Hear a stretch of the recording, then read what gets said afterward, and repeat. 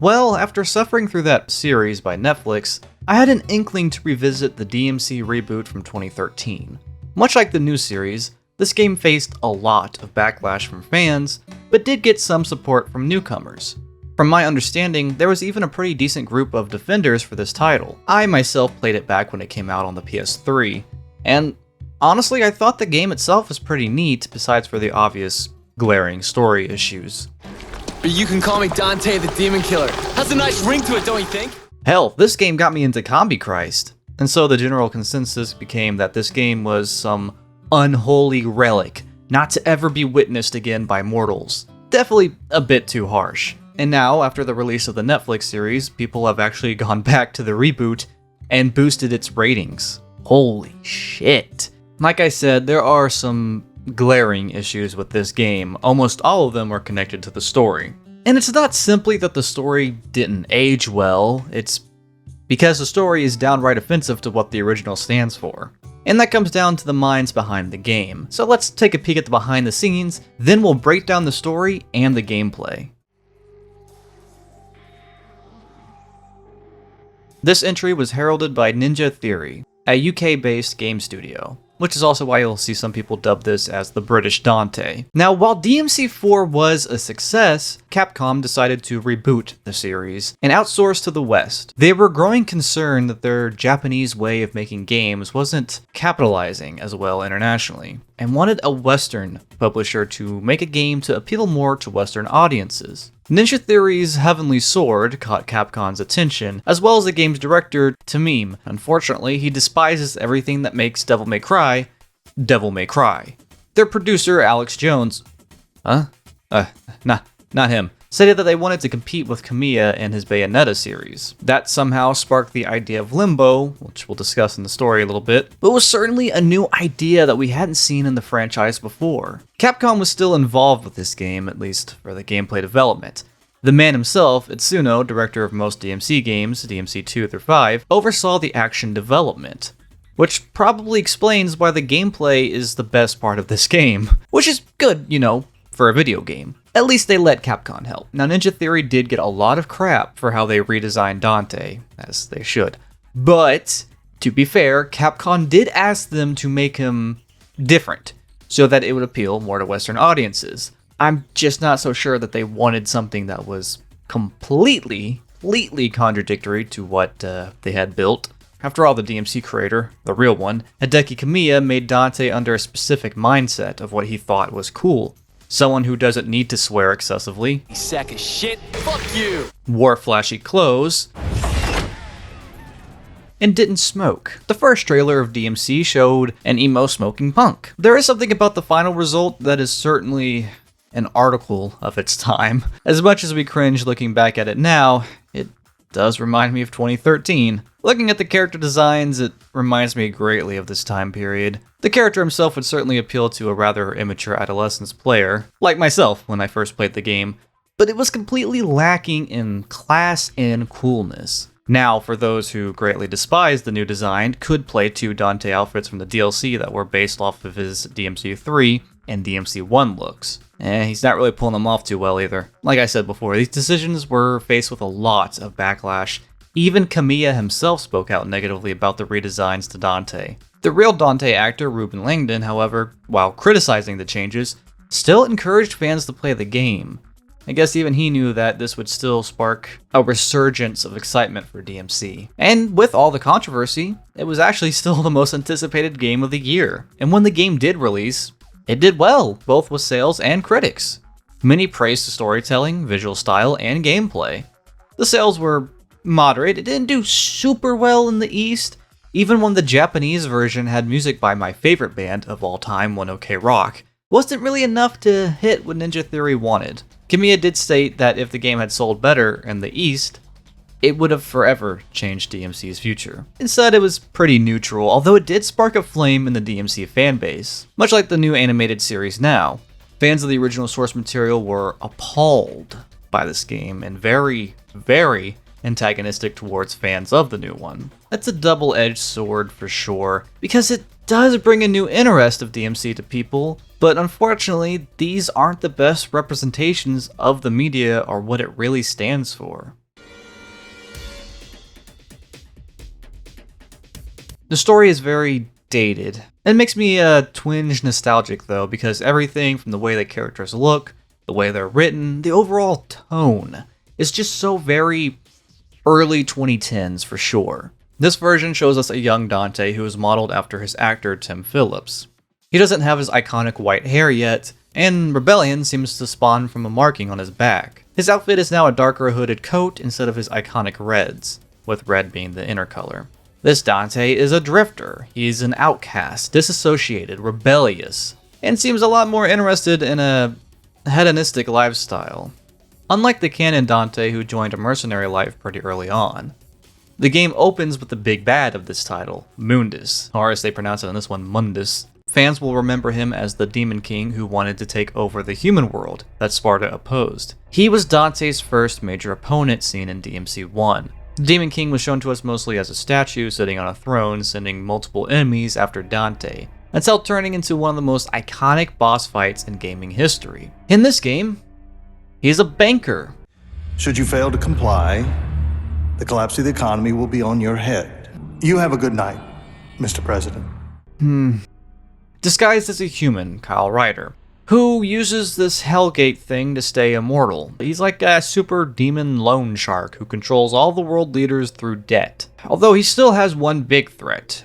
You called it Dante, who is completely unaware of the importance of his existence and is too busy getting jiggy with it, all while Throatful of Glass plays. The opening song, Throatful of Glass by Cumbichrist, is actually a lot more relevant to the scene than one might consider. Unfortunately, because of copyright, I obviously cannot play the song, but the lyrics related to Dante's current state in this moment of his life. Lyrics that describe life as a blur, isolated with millions of watching eyes and judgment, numbing his pain through sex and alcohol, while, in a rather cold line from the song, need to be patient while perfecting death's design. God damn, that's so good.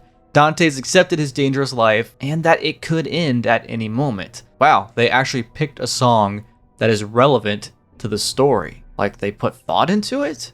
That's crazy. I'm not sure if the song was written for the game or if they were just fans. Dante's carelessness has him meeting up with Cat after a demon hunter has caught his scent. Cat is, the result of the creators of this game not liking Trish or Lady. Now the female lead isn't a badass fighter, but one of those, well, you know, I think we all knew a Cat in high school. While she may not be a fighter, she's not a useless character. You see, Cat is a medium. She is a human who can go between worlds of the living and of the demons known as Limbo, that being the big thing of this game introduced.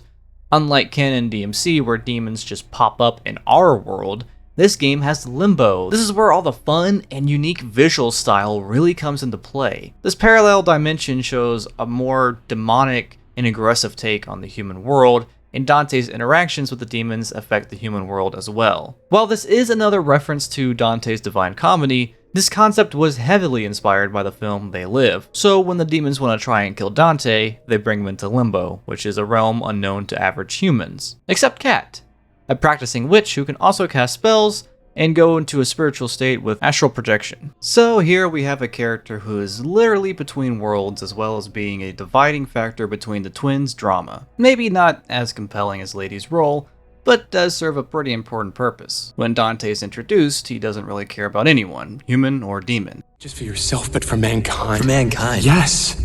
What makes you think I give a shit? But over the progression of the story, Cat softens him up. He obviously cares for her, but he also becomes a far less cold person the more attached he becomes. This purposeless rebel suddenly finds himself having something that he wants to protect. He sees the larger picture now, how victimized humans have also suffered. And while they are greatly ignorant, there's still innocence worth saving. Cat brings Dante to Virgil. In this universe, Virgil's existence is unknown to Mundus, a sort of play on the original canon where the brothers were separated. Virgil, believed to have been killed by the demons, lived a life of solitude, but had greater determination for power. That left him more open to his demon heritage, which is also why he isn't really a good person. He kills humans and demons alike, and does have very selfish motivations. Justified or not comes to your personal beliefs, but they're selfish nonetheless. This version was also separated from Dante at youth. The difference being that both brothers had their memories wiped, so Dante had forgotten all about his brother and his heritage. Meanwhile, Virgil was starting up a group of rebels against Mundus called the Order. shown as a terrorist organization akin to Anonymous. Much like his canon counterpart, this Virgil is far more collected and calculative, versus the more brash Dante. This version, however, is more polite on the surface, with a charisma that charms his followers, especially Kat. As any fan will know, Virgil is not, well, on the side of good and justice.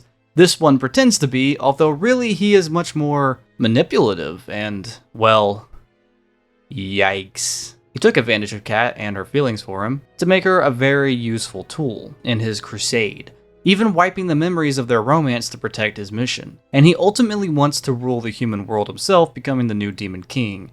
So there are some similarities in the desires, but the executions are vastly different. I would actually argue that Virgil's character suffered a greater bastardization than Dante's. I haven't even gotten to the whole demon abortion thing yet.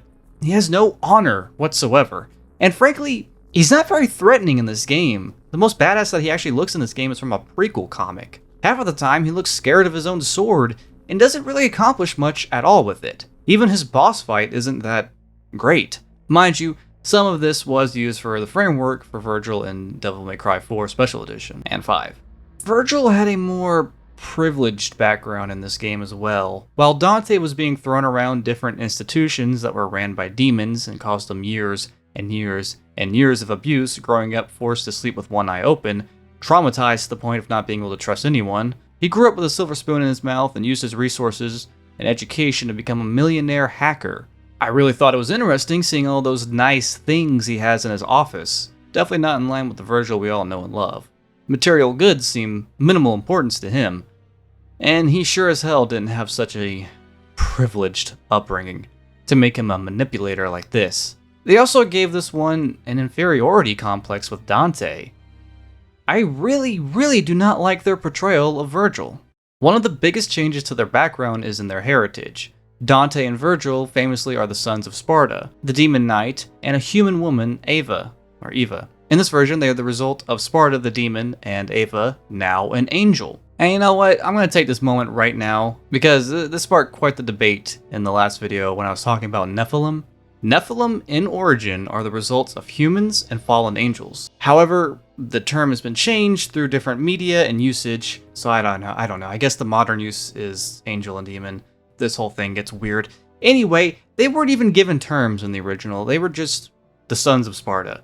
This is the game that really went hard on using Nephilim. We really wanted to use that term. It was a weird choice. It's a weird choice to make Eva an angel, given that Dante's whole dilemma is with his demonic and human heritage. It's a crucial aspect of his character, actually.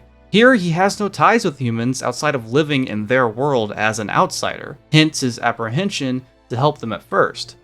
Even still, his early motivations aren't to really help humans, as they are just for him to get revenge on Mundus for killing his parents. Because according to legend, the only beings that can slay a demon king are Nephilim, a hybrid of angel and demon. Apparently that's a lore thing in this game. Part of Virgil helping Dante reclaim his memories is having him return to their childhood home. We never really get a look at Dante's origins this deeply in the canon prior to this game, so I do admit that this was a really interesting idea to bring up. Dante has to quite literally travel into his subconscious to release the restraints of his untapped power, as well as the statue of this older Nephilim guy. Afterwards, he's fully prepared to join Virgil's crusade against Mundus. The game then delves into Dante's terrorist attacks against Mundus. The first being against his succubus. You know succubus in mythology or whatever. The famous demons that look like beautiful women who attacked men in their... What the hell? Well, it is true in some succubus lore that they are actually rather hideous monsters that disguise themselves as beautiful women through hypnosis. That thing sure is a slug. So she's feeding her juices into the soda that's like this top drink in the world. It makes humans slower and weaker, I guess. You know, this whole thing does remind me greatly of Slurm. You know, Futurama? Wait, this entire thing is just a Futurama episode. Anyway, the internet really liked this scene when it happened. You don't look a day over 12,000. Fuck you! Fuck you! Fuck you! DMC does rely a lot on profanity for its humor. Kamiya didn't think Dante needed to swear because he was too cool, and this game said Westerners think otherwise.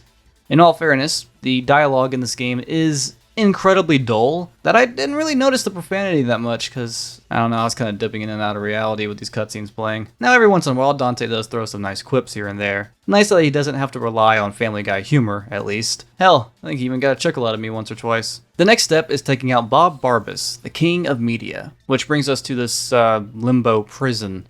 And if you do kill Mundus, who would take his place? Yeah, Phineas, thanks for spoiling the ending of the game. Raptor News is an unapologetic satire of Fox News and the infamous Bill O'Reilly. We'll do it live! Fuck it! Do it live! It is very true at the time, back then, that it really felt like they used terrorism, fear-mongering for anything. You really just couldn't open the news without seeing it. And of course, we the viewers know that unfaithful news broadcasting is just as evil as it misconstrues the truth, and set out quite a bit of witch hunts. This demon is literally a news broadcast itself, the entity itself. Not entirely sure how this whole guy works, but he uses demon attacks on Dante and Limbo as well as the other characters to feed the public lies. terrorism. I'm still not a huge fan of this concept either. Again, political drama is misplaced in DMC's themes and narrative. It has this whole blatant corruption bad angle, which has famously been done in many films based on demons or the devil. Hell, I mean, that's literally the goal of Damien from The Omen after all, to take over the world through power and politics. You got the whole Slurm ripoff bit, poking fun at obesity and health issues, and, well, the main villain is a banker. This is the finance wing. Those who work here are barely human anymore. They have been corrupted beyond recognition. Oh boy. Yeah, greed rules the world, yada yada yada. It's a simplistic plot, it really is, and that's probably the game's biggest sin. And I really despise the recent argument that DMC has no story. This is so weird to me. This is like a foreign concept. Devil May Cry has no story? When was that ever a thought? Even as a child, I was attracted to the compelling narrative of DMC. It had its own mythos, but was told in such a compact way that required some subtext reading, and all the extra canon lore was just a bonus. I mean, this whole series is rich in storytelling. I don't understand. I mean, it's not Final Fantasy or Metal Gear, but come on, saying it has no story at all? DMC has a complex and rich narrative, and just because some people skip the cutscenes doesn't mean that that isn't true. It's just fascinating how both Western adaptations fumble the bag on this aspect. Where were we? Oh yeah, Bob. So after killing Bob, the demons and the demons and SWAT. The hell's wrong with these writers, man? The demons and SWAT track down the order to kill most of Virgil's men. Not that he gives a shit. He's too busy making sure he scrubs his hard drive clean. Doing so gets Cat captured, leading Dante on a quest to kidnap Mundus's pregnant mistress, Lilith. Clever name. Lilith has an interesting design. I don't actually see people talk about this much. She's a demon wearing, I assume, human skin. I don't think it's explicitly said what type of demon she is. Her whole design seems to be this sort of helter-skelter thing. Criticism on overuse of cosmetic surgeries. I recall that being a pretty heavy situation. A lot of good psychological horror films came out of it. And given all the commentaries that this game is trying to shove down our throats, it doesn't seem that far-fetched, really. God damn, that's a huge pin. I really do like these stages, though. Just like with the Barbarbas ones, these are incredibly stylized. Limbo turns into this nightclub from hell, making a really fun environment. Now, Lilith herself isn't exactly a boss, but rather...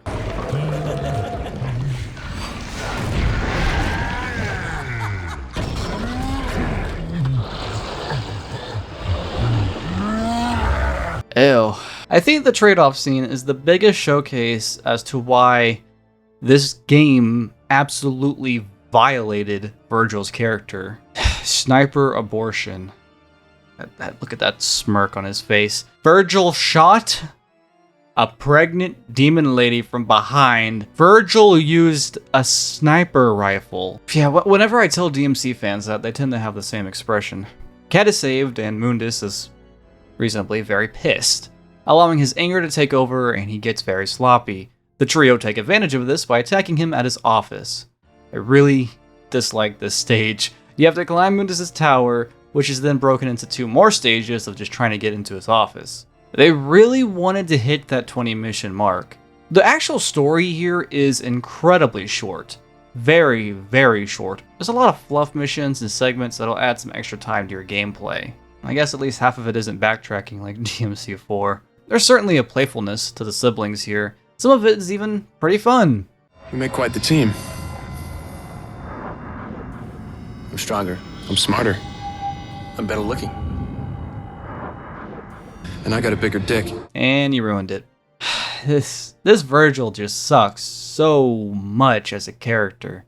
The duo face off, mostly Dante, against Mundus, who is one of the most underwhelming bosses in the whole franchise. I mean, seriously, compared to the OG groundbreaking game reinventing boss battle, this guy is just so easy.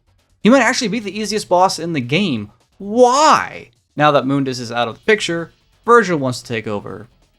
His motivations are very muddied here. It's pretty damn clear what motivates him in the canon. In this one, it's because he's a prick?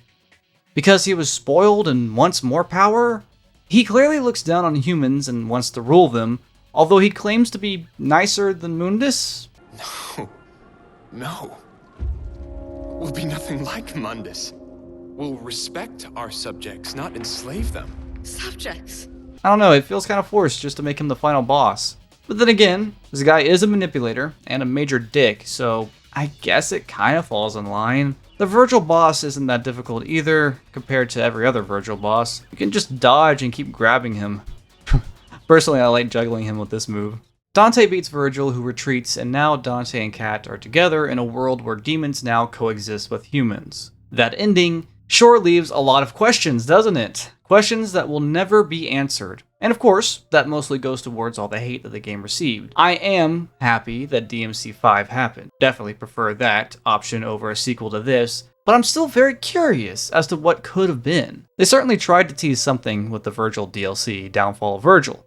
Shows the broken man, both physically and mentally, as he hunts down and kills those precious to him. Figments of his imagination, mind you. Kat, Dante, his mom?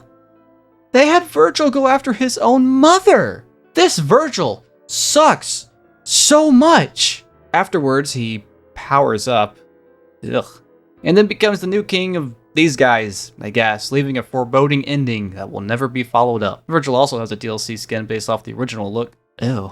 So the story is okay. It's certainly dated with a lot of agendas. The overall plot feels pretty rushed and incomplete.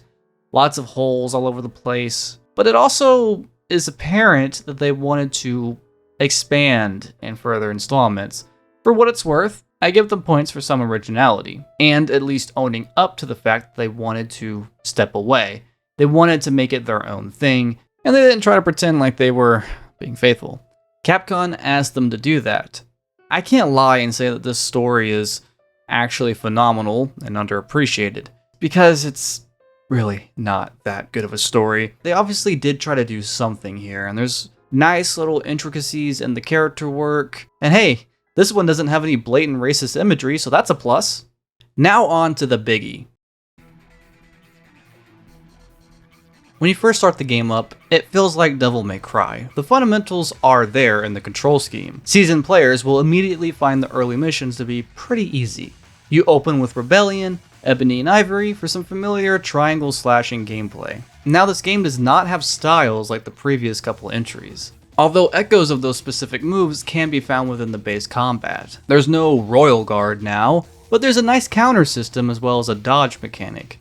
I greatly underestimated how powerful this dodge actually is. Even on DMD mode, your timing could be absolute dog ass and it would still save you from a hit, keep your style up, and allow you to strike back. It's actually really damn OP. I used to rely on the dash to dodge, and that was a mistake. In the second stage, you unlock Devil and Angel moves, red and blue attacks with different weapons. Devil are more brutish and deal a lot of damage, but they slow you down. Angel moves are faster but have less oomph to them. They can hit multiple enemies at once and rack up that style meter crazy fast. My personal favorite move is buy-in. As you play through the game, you'll encounter enemies that can only be stunned or dealt damage with by using specific attack modes based on their color. You'll also unlock grapples, one that brings you to enemies or platforms, and one that brings them to you, which opens another major factor of this game: platforming. This has got to be the weakest aspect of every DMC, but I'm also not sure whoever wanted Devil May Cry to be a platformer. Well, this one sure as hell is. Should have called this game Devil May Platform, but I guess DMP wouldn't sell as much. Get ready for a lot of pulling, swinging, and jumping. Now, the platforming itself is pretty simple. There's never any real challenge to it, even on the secret mission races. Lots of spamming the dash jump and bam, you're there. Something I do really love about this game is that the enemy attacks affect each other as well. You can use their own attacks against them. Another major returning factor is the style system, starting from D to triple S. You want to aim to get as many style points as you can to get the best overall final score, and to have more upgrade points. It's not actually that hard to keep a triple S in this game. From pulling in enemies and clumping them together, and all the weapon options, it's actually a pretty forgiving system. The actual combo system in this game is insane. I had to play through the game pretty fast for the sake of the video, so I feel like there's still so many more tips and tricks I could learn. So many great juggling moves, seamless weapon switching within combos. Hell, I forgot I even had guns half the time. I didn't need them. I got by with just the weapons and grapples, and still pulled in triple S's. The combat system is so goddamn fun in this game, and it makes it feel worthwhile replaying the game's higher difficulties because it's so fun. Now, a lot of that does go to Capcom and Itsuno, who were both keeping this in line, while also taking notes, as many of this would be incorporated into DMC5 and a little bit of the special edition for 4. Virgil's gameplay here is, it's more restricted, for sure, meaning you still have your devil and angel moves, but they're all connected to the Yamato. Virgil doesn't have any other weapons except summon swords. Personally, the whole Virgil DLC felt kind of incomplete. I don't know, something about it just didn't feel as fluent. I didn't spend as much time here as I did with Dante, so keep that in mind. I'm sure there's some out there who even like playing Virgil more than Dante in this game, but I felt that this version of Virgil just wasn't as fun to play as all the other ones. And the only real boss he has is against himself, who isn't very threatening. Forsaken, I am awakened. I feel in darkness. Shit!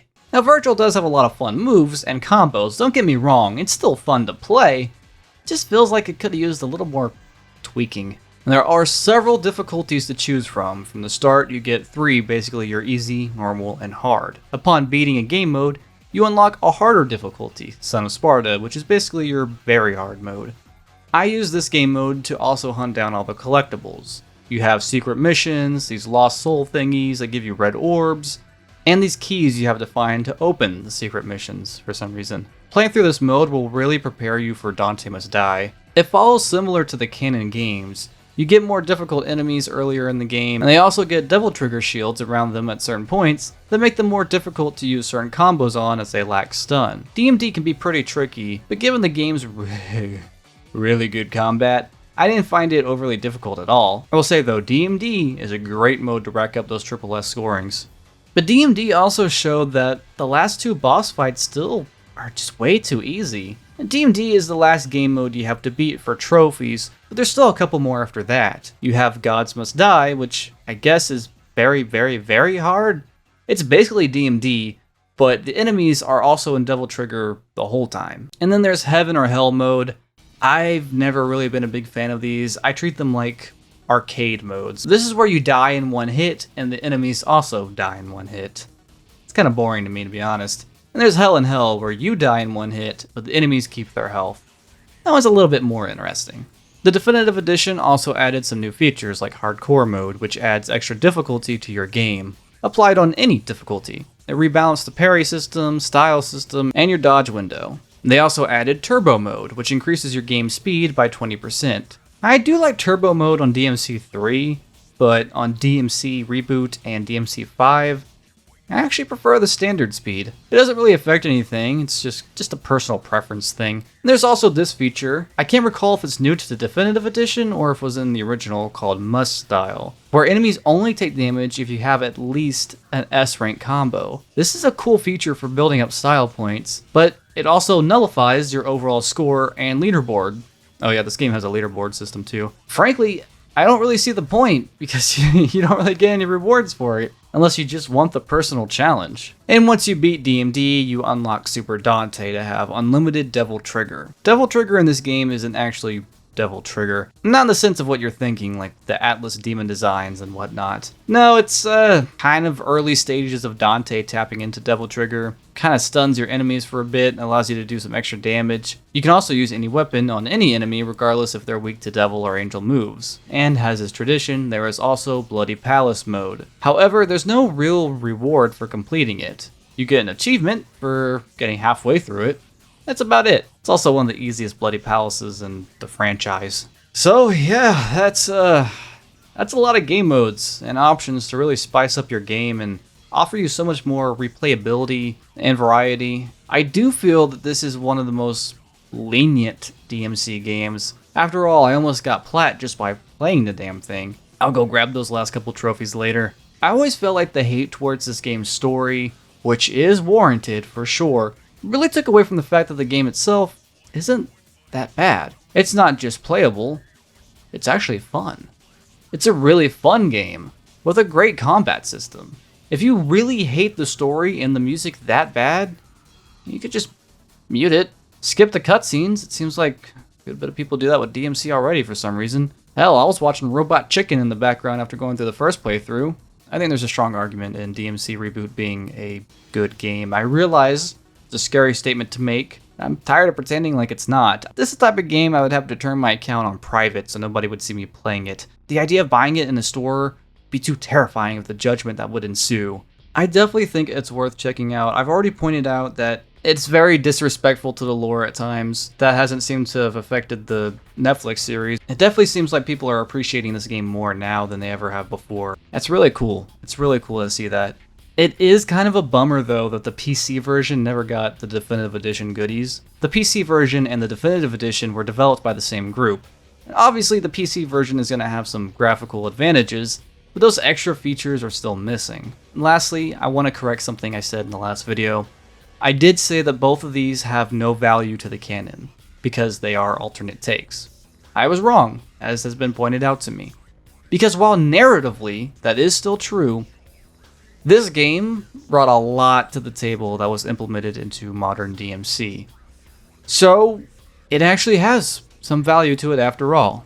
Did you guys play this game when it came out? Did you like it or did you despise it? Let me know in the comments below. If you guys enjoyed the video, please leave a like. If you haven't already, please subscribe and check out my socials as it really helps the channel out a lot.